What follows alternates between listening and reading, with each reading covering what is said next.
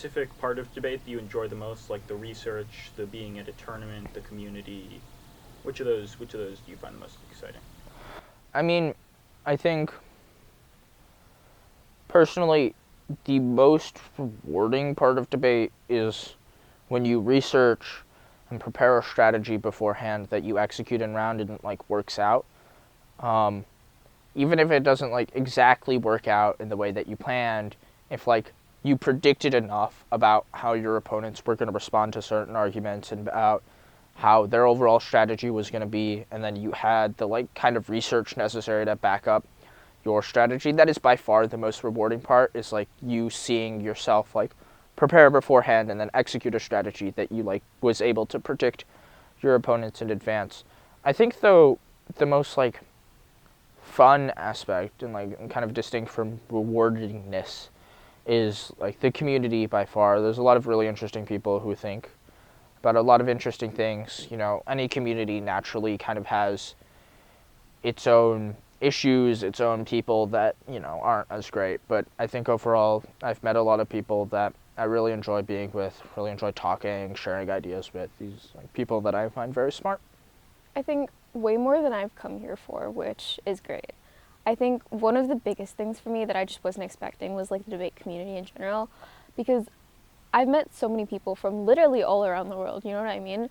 And I think it's really great just to be able to, one, meet so many people, and two, be able to be in this community with them where I can see them like through the network of debate, you know what I mean? Like you see them at tournaments, stuff like that. I think that's really great to have. I think another thing that is probably more debate related is communication in general, which is like, one, I don't talk to people that much because I'm not very extroverted, you know that. But it's like, I think debate has kind of made me more of a confident person, a little more extroverted, or at least better at faking it. And then I think it's just a lot. I think it's been a lot better for my communication overall, because now I can say stuff and know what I'm saying. Most of the time I still don't, but it's like now I can speak at least somewhat more eloquently than I have been speaking. And as a person, I can communicate my thoughts with people, which is generally somewhat good. Yeah, so I think that one of the what we call like portable skills, or like the idea of like something that you can take into something else, that we hear from a lot, is like time management. Because in debate, your speeches are timed. You only have a certain amount of time to say things. You have a certain amount of time to prepare with your partner, and so you have a certain amount of time to prepare for each opponent. And so a lot of our students say, wow, debate really taught me how to manage my time and to be more efficient when I'm completing other assignments, or I'm doing things at like an after school job or things like that. So that's like a really big one that we hear from. I think it's like most people, this one's probably pretty intuitive, that most people are like, oh yeah, it's going to make me more confident giving speeches. And so we hear a lot, like students are like, oh wow, I feel really comfortable talking in discussions, giving presentations, advocating for myself with teachers. Like that type of skill is like really common. I also think it's really good in terms of developing your writing skills, because you really understand how to make an argument and how to refute opposing arguments. And that's something that you don't get a lot of times in some of your classes, and that's a really powerful skill for your writing and your discussions. What would you say to someone who's an incoming freshman and is like, debate, that seems interesting. What would you say to them in order to really get the most out of the activity? Or what would you say to the person who's unsure and is not sure if they want to do debate? What would be the thing you'd tell them to look at when deciding? I mean, at least from my mind, if you feel that debate is the activity from you, you're all in and you're like super committed to this thing, I would actually urge you to like reconsider, just because of the nature of freshman year at New Trier. One of the things that is like during your freshman year, your tournament commitment, the number of rounds you debate, it'll be a lot lower than like your sophomore, junior, or even senior year if you continue for that long. Which means you should spend time during your freshman year doing other things, competing in other activities, trying to figure out what exactly you want to commit most of your resources to. Because like ultimately, if you want to be like highly successful at a particular activity, you probably can only do 1, 2, 3's kind of pushing it in my mind, but maybe there are some super geniuses out there who can do it. That means like I don't think you should go all in on debate your freshman year at least. I think it can certainly be a big part of your freshman year if you want it to. If you are in that position though and you want to get the most out of it, my thoughts would be trying to attend as many tournaments as you can. During your freshman year, by far the biggest factor towards your success are the number of rounds you debate. And just debating more rounds, getting more reps in, learning more about the activity is helpful. Even if you like absolutely get smashed most of your rounds, we certainly did my freshman year with my partner. We lost like the overwhelming majority of our rounds the first semester, but we still ended up winning novice state just because we got enough reps in that like we knew fairly significantly what we were doing, how we wanted to do it, and like those kinds of things. We certainly weren't like very skilled or like super good at it, but we were good enough that we could execute. So like attend more rounds would be my like first thought.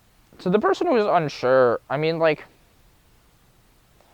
you have to make a decision at some point. And I don't think pushing that decision into sophomore year is particularly helpful if you think about like the trajectory. Certainly you can choose to make a pivot sophomore, maybe even junior year, maybe even senior year if you're really wanting to change things. But ultimately, like making a decision by end of freshman year probably seems better. And that means you have a year. You have more than enough space to figure out what you want to do. And I think asking people who know the activity, what they enjoy about it, what the drawbacks are, like in a more in-depth thing, what you think you would want to do from it, what you enjoy doing, trying more activities, that's always good. I think part of it though is like this is kind of awkward that if you like don't go to a lot of debate tournaments your freshman year and you like don't do a lot of debate rounds, you'll probably perform worse. But I think there are certainly enough rounds, even with like a modest commitment, that you can figure out how much you enjoy this activity and how much you particularly want to do it. I think, to me at least, what ultimately ended up happening is just like I kind of incidentally did it and enjoyed it enough that I wanted to continue doing it.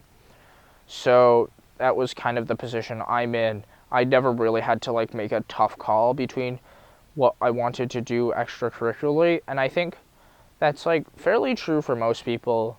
But if it is different, like ultimately making a choice about what you enjoy the most is kind of the job during freshman year. I would say just try it. You will never know if you like it or not if you don't try it. I think it is completely 100% worth it. And if you try and you think, I don't like this, then at least you'll walk away knowing you tried it, and you'll walk away a more confident person, and you'll walk away someone with more of an ability to communicate than you have before. Yeah, that's a great question. And I think that when we talk to freshmen and we talk to parents about our program, we are really proud that we've created a program that provides a lot of different ways for students to participate and to create the experience that they want. That, you know, it's not necessarily like a sport maybe where like you have to go to all the games. And so with debate, we sort of say, hey, like you get to choose which competitions you're going to, and you can be really involved and you can sort of treat it like maybe the competitive level that you would treat like a varsity sport, let's say.